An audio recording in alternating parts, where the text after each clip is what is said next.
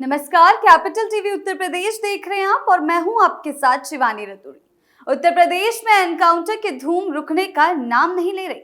योगी सरकार ने अब साफ कर दिया है कि अपराधियों को बख्शने का समय खत्म हुआ।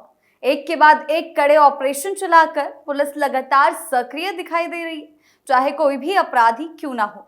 सुरक्षा एजेंसियों ने हर अहम कार्रवाई में जीरो टॉलरेंस की नीति अपनाई है और इससे प्रदेश में भय का माहौल भी बनता दिख रहा है।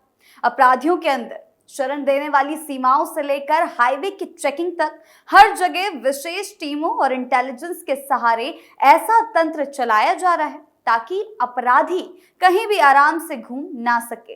पुराने शासनकाल में जहां अपराधी बेलगाम घूमते थे, वहीं अब हर तरफ से ठोक दो नीति का असर साफ दिखाई दे रहा है। धड़ाधड़ हो रहे एनकाउंटर्स ने न सिर्फ अपराधियों में खौफ भर दिया है, बल्कि यूपी की सियासत में भी हलचल मचा दी है। लगातार हो रही ताबड़तोड़ कार्रवाई ने ये जता दिया कि अब कोई भी अपराधी चाहे जितना बड़ा क्यों ना हो, वो कानून से नहीं बच पाएगा। इसी के चलते एक के बाद एक तगड़ी कार्रवाइयां की जा रही हैं। क्या कुछ चल रहा है, आइए जानते हैं विस्तार से। उत्तर प्रदेश में तड़ातड़ एनकाउंटर। उत्तर प्रदेश में अपराध और अपराधियों के खिलाफ चल रहे ताबड़तोड़ एक्शन ने प्रदेश की कानून व्यवस्था पर एक नई बहस को जन्म दे दिया है।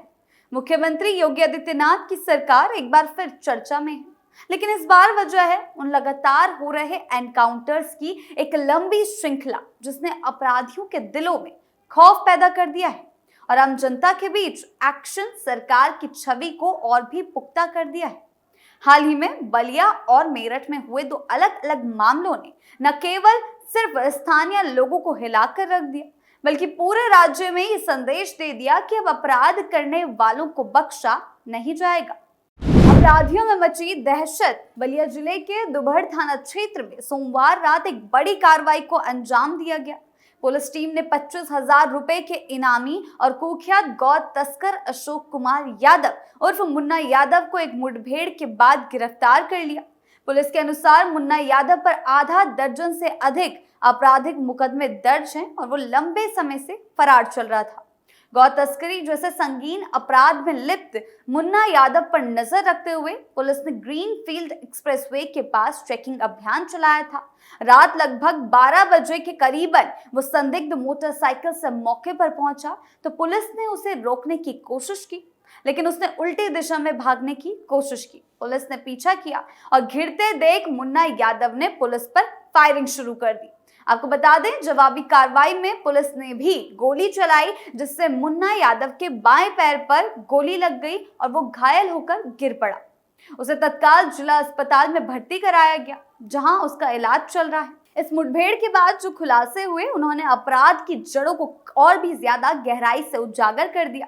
पूछताछ में मुन्ना यादव ने कबूल किया कि 10 अक्टूबर की रात वो अपने साथी विशाल यादव और कमलेश यादव के साथ एक मैजिक गाड़ी में गाय लदकर नदी के रास्ते बिहार ले जा रहा था। हालांकि रास्ते में ही बलिया कोतवाली पुलिस ने सुनील यादव और कमलेश यादव को पकड़ लिया, लेकिन मुन्ना यादव फरार हो गया था। उसके खिलाफ पशु तस्करी का मुकदमा पहले ही दर्ज किया जा चुका था और गिरफ्तारी से बचने के लिए वो बिहार भागने की योजना बना रहा था, लेकिन इससे पहले ही पुलिस ने उसे धर दबोचा।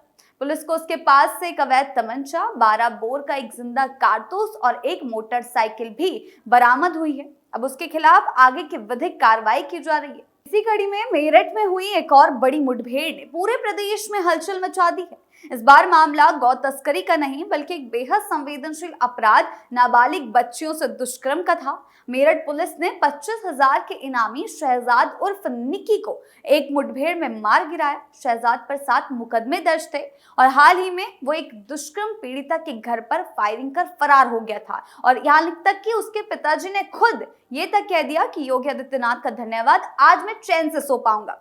ये वही आरोपी था जिस पर 7 साल की बच्ची सहित 2 मासूम बच्चियों के साथ दुष्कर्म के आरोप थे। एसएसपी विपिन ताड़ा के अनुसार वो पहले भी 5 साल की जेल काट चुका था, लेकिन बाहर आते ही उसने फिर से अपराध का रास्ता पकड़ लिया। पुलिस का कहना है कि वो बेहद शातिर और हिंसक प्रवृत्ति का था। मुठभेड़ के दौरान पुलिस ने जब उसे घेरा तो उसने गोलीबारी शुरू कर दी। पुलिस की जवाबी कार्रवाई में उसे सीने में गोली लगी और वह मौके पर ही फरार हो गया। योगी के एक्शन ने मचाई धूम। इन दोनों घटनाओं ने राज्य में कानून व्यवस्था को लेकर एक तीखी चर्चा छेड़ दी है। एक तरफ जनता का बड़ा तबका इन एक्शनों की सराहना कर रहा है, तो वहीं दूसरी ओर मानवाधिकार संगठनों और विपक्षी दलों द्वारा इन एनकाउंटर्स की निष्पक्षता पर सवाल भी उठाए जा रहे हैं। जैसा कि हमेशा देखा जाता है, योगी सरकार कोई भी कार्रवाई करेगी तो विपक्ष उसके खिलाफ बोलता ही है। हालांकि सरकार ने भी साफ रुख से साफ कर दिया है कि अपराधियों के लिए कोई रहम नहीं है। मुख्यमंत्री योगी आदित्यनाथ कई बार सार्वजनिक मंच से ये कह चुके हैं कि उत्तर प्रदेश को अपराध मुक्त बनाना उनकी सबसे बड़ी प्राथमिकता है और इसके लिए कठोर कदम उठाए जाएंगे। उनके शब्दों में, अगर अपराधी सुधरेंगे नहीं तो ठिकाने लगाए जाएंगे। बीते कुछ सालों में राज्य में एनकाउंटर्स की संख्या में भारी वृद्धि देखने को मिली है। सरकारी आंकड़ों के अनुसार योगी सरकार के पहले कार्यकाल के दौरान लगभग 150 से अधिक एनकाउंटर्स में अपराधियों को मारा गया और हजारों को गिरफ्तार कर जेल भेजा गया और दूसरे कार्यकाल में ये संख्या और अधिक होती दिख रही है। अपराधियों पर घोषित इनाम, गिरफ्तारी के लिए तगड़ी पुलिस तैनाती और सख्त कानूनी कार्रवाई, ये सब इस बात का संकेत है कि सरकार अपराधियों के प्रति जीरो टॉलरेंस की नीति पर काम कर रही है। वर्तमान माहौल को देखते हुए ये कहा जा सकता है कि अब अपराधी खुद को कहीं भी सुरक्षित महसूस नहीं कर पा रहे हैं। ग्रामीण क्षेत्रों से लेकर शहरों तक पुलिस की सक्रियता पहले से कई अधिक है। थाना स्तर पर इंटेलिजेंस नेटवर्क मजबूत किया गया है। संदिग्धों की निगरानी के लिए तकनीकी उपकरणों का प्रयोग हो रहा है और सीमाओं पर विशेष चेकिंग अभियान चलाए जा रहे हैं। ये पूरी रणनीति इस उद्देश्य से बनाई गई है कि अपराधी प्रदेश की सीमाओं को पार करके भी कानून से बच ना सके। यह एनकाउंटर नीति यूपी की राजनीति में हलचल मचा रही है। जिस रफ्तार से एक के बाद एक अपराधी पर एक्शन लिया जा रहा है, उसने न केवल अपराधियों की कमर तोड़ी है, बल्कि आम जनता में भी भरोसा जगा है कि अब कानून का डंडा सच में चल रहा है। पुराने शासनकाल में जहां अपराधी सरेआम घूमते थे, वहीं अब उनकी सांसें भी तेज हो गई हैं, क्योंकि हर अगला दिन किसी नए ऑपरेशन की कहानी लेकर आता है।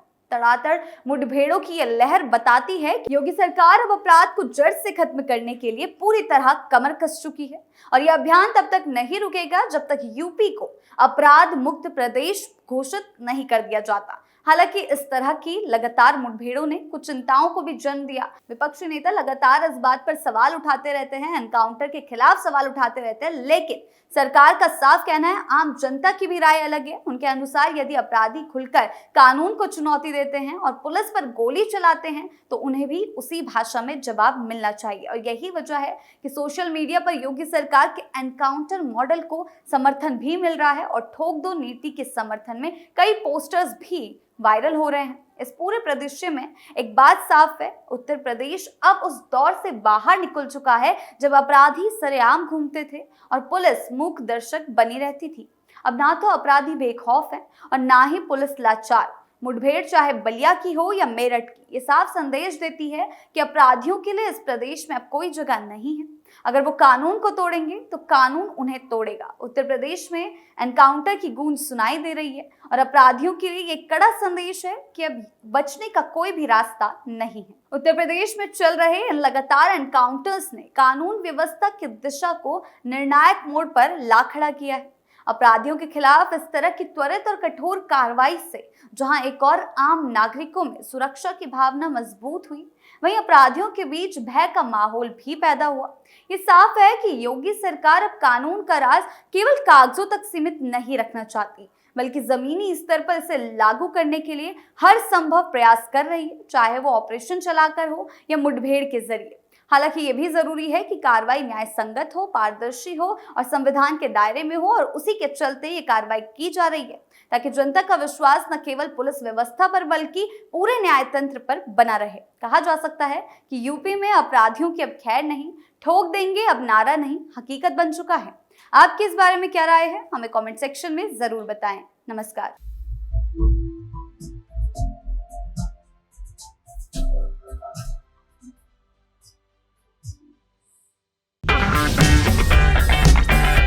अगर आपको हमारा वीडियो पसंद आया हो तो इसे लाइक करें, हमारे चैनल को सब्सक्राइब करें और हाँ, बेल आइकन दबाना ना भूलें ताकि आप तक हमारे वीडियो की नोटिफिकेशन पहुंचती रहे।